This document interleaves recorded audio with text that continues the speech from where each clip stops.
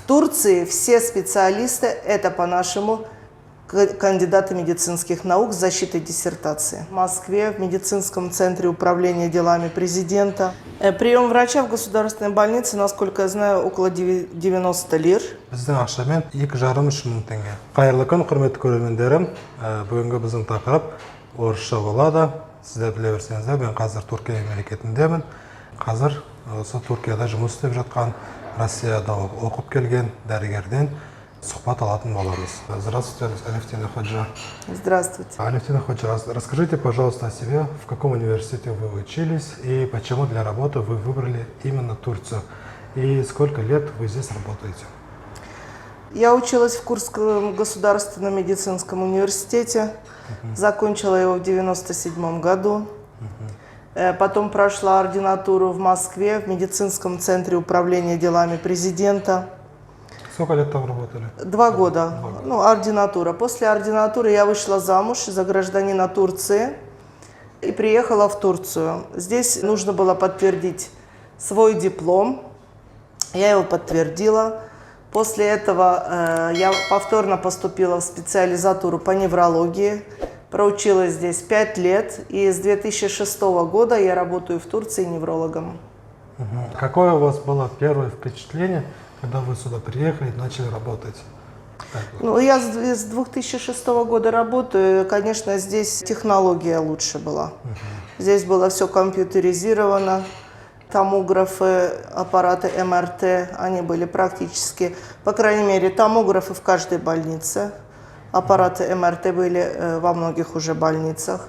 Практически уже с 2007 года мы полностью перешли на компьютерное заполнение документов.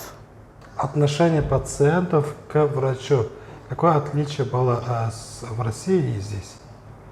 Таких больших отличий, честно говоря, да и не заметила.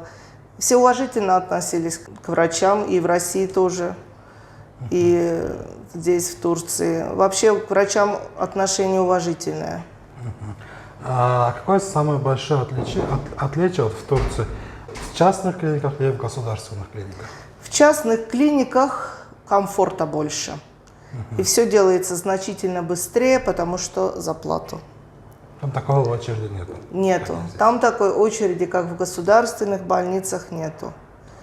И, конечно, комфорта больше. Палаты отдельные, персонал более часто, так сказать, с вами занимается, с вашими больными. Квалификация врачей там частных клиниках? Квалификация такая же. Такая же. Нету никакой разницы абсолютно. А аппаратура, допустим?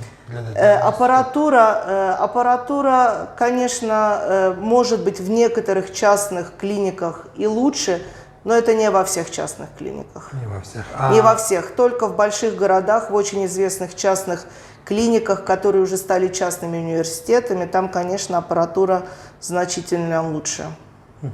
Лечение пациентов одинаково в частных и в государственных? Или в частных лечение чуть отличается? Там лучше немного? Нет, лечение практически одинаковое. В турецкой медицине, когда вы выписываете рецепт в государственной больнице, практически 90% лекарств оплачивается страховой компанией. А вот, к сожалению, в частных больницах, если вы получили рецепт в частных больницах, то очень многие лекарства, эти рецепты не оплачиваются. Это зависит от того, есть ли договоренность частной клиники или частного университета со страховой компанией. Есть частные страховки в Турции. Вот если по частной страховке вы идете в эту частную клинику и в университет, то тогда, конечно, вы идете там бесплатно обслуживаетесь. Оплачивает частная страховка, а государственная страховка не оплачивает. Это зависит полностью от договоренности. А в Турции квалификация врачей какая? Какие вот они сертификации проходят, как они учатся и уровень знаний врачей в Турции? Уровень знаний врачей в Турции высокий. Можно здесь сравнить с Европой? С Европой сравнить? Ну, здесь практически же болонская система обучения. То есть, когда я здесь училась в специализатуре, это было 5 лет. То есть, чтобы стать неврологом, нужно учиться 5 лет и обязательно защищать диссертацию. То есть для того, чтобы стать неврологом, специалистом в Турции по какому-либо профилю, нужно обязательно защититься. То есть это все равно, что вы защитили стали кандидатом медицинских наук в России и на постсоветском пространстве. В Турции все специалисты – это по-нашему кандидаты медицинских наук с защитой диссертации. Спасибо большое. Какая слабая сторона турецкой медицины? Слабая сторона, наверное, немножко организаторская. У нас плохо развит начальный вот этот вот этап обследования больных на участковом уровне. Здесь идут такие уровни: 1, 2, 3. То есть на первом уровне это как участковые врачи. Здесь есть такие медицинские центры, которые обслуживают определенное количество людей, как вот районы, прикреплены к ним районы. У нас тоже так же. Да, у нас тоже так же, только это не в государственной больнице. У нас обычно участковые врачи работают в государственной больнице, а здесь нет. Здесь это отдельный медицинский центр, врач его сам открывает, сам платит арендную плату, сам берет себе медсестру, сам берет себе, так сказать, обслуживающий персонал и регистрируется в этом самом Министерстве здравоохранения как врач, к которому можно прикрепить какой-то определенный район. К нему это прикрепляется, и он его обслуживает. Второй уровень – это уже государственные больницы, которые не прикреплены к университетам, обычные городские больницы. И третий уровень – это клинические больницы, в основе которых есть кафедры, или те больницы, которые прикреплены к каким-то университетам. И вот эта вот первая ступень у нас, честно говоря, не очень развита. Для того, чтобы попасть к специалисту какого-либо профиля, по идее, нужно брать направление, да, да. как ну, у вас. А у нас терапевт, направления уже нет. То есть больные не обязаны идти туда в первый этот уровень. А они могут сразу могут на 2 или даже на 3 уровень пойти. Поэтому у нас в поликлиниках, конечно, очень много народа. Очень много народа. И еще есть одна особенность, наверное, турецкой медицины. Насколько я помню, до 2006 года, как у нас там было, здесь немножко по-другому. Здесь нет врача только поликлиники, нет врача только стационара. Здесь все врачи, которые работают в государственной больнице, они идут на ротацию. То есть они там с разной периодичностью, может быть по неделе, может быть раз в месяц, обязательно по всем вот этим вот отделениям проходят. То есть 1 месяц ты врач отделения, 1 месяц ты врач поликлиники, 1 месяц ты, допустим, для хирургических специальностей ты оперируешь и так далее, и так далее. Вот, допустим, я всегда говорю, у нас врач женской консультации, он только сидит на приеме и все, и забыл даже, как оперировать. Здесь такого вообще не может быть. Ясно, спасибо большое. А вот можно ли попасть иностранцу на прием в государственную больницу? Да, можно прийти платно, заплатить, если у вас, конечно, если у вас есть виза, официальный документ, что вы официально здесь находитесь. В Турции, конечно, можно прийти на платный прием в государственную клинику. Спасибо большое. А стационарное лечение в госбольнице, какие плюсы, какие минусы в отличие от частных? Именно в государственных больницах что лучше, чем от частных?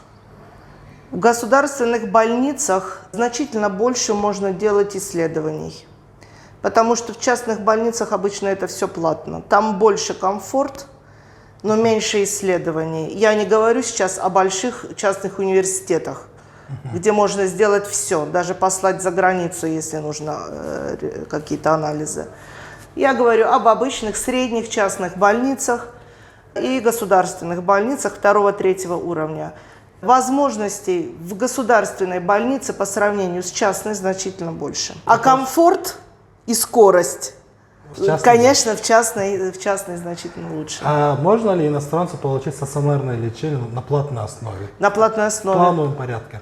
В плановом порядке можно, да. Если экстренная ситуация случается, это тоже на платной основе будет, да? По-моему, если в приемном отделении, то тогда это бесплатно. Если у вас есть страховка Нет, если страховки нет, но у пациента случилась экстренная ситуация. экстренная, по-моему, это бесплатно. Только нужно обязательно не в поликлинику, а через приемные отделения делать все, так сказать, брать там не талон, а делать вход, запись. А вот какая система записи вот, в государственной больнице? И можно ли записаться на прием к врачу за рубежом по телефону? Я думаю, что это зависит от больницы. В Турции, если вы можете получить рандеву, то есть записаться на прием двумя путями. Это по номеру 182. Вы туда звоните, и там дежурный товарищ спрашивает вас, какой врач, какую больницу вы хотите, на какое время, на какое число. Таким образом, по телефону можно записаться. И можно через интернет записаться. Поэтому, собственно говоря, из любой точки мира записаться можно. А вот скажите, пожалуйста, вот сколько стоит прием врача, анализы от МРТ или там ЭКГ, ЭЭГ и средняя цена стационарного лечения? Прием врача в государственной больнице, насколько я знаю, около 90 лир. Біздің ақшамен 2,5-3 мың теңге. Ол курс күнде өзгеріп жатыр, сол аралықта болады. МРТ в пределах 150, это если без контраста, если с контрастом где-то 300 может набрать. Контрастсыз 4500, контрастпен 9000 теңге дейді. Самый простой анализ крови, это общий анализ крови, вот печеночные, почечные пробы, электролиты. Я думаю, что это где-то в пределах 200 лир все будет. Анализдің бәрі шамамен 6000 теңге. Самый простой. Ең қарапайым анализдер 6000 теңге. Бұл тек қана государственная больница, частныйда емес. Частныйда бағасы мүлдем басқа. Да, в частных может быть значительно дороже. Но вот даже в государственных клиниках, конечно, цена зависит от анализа. Даже, допустим, при болезни Девика антитела к аквапарину 4. Если мы назначаем, то только этот анализ стоит около 700 лир.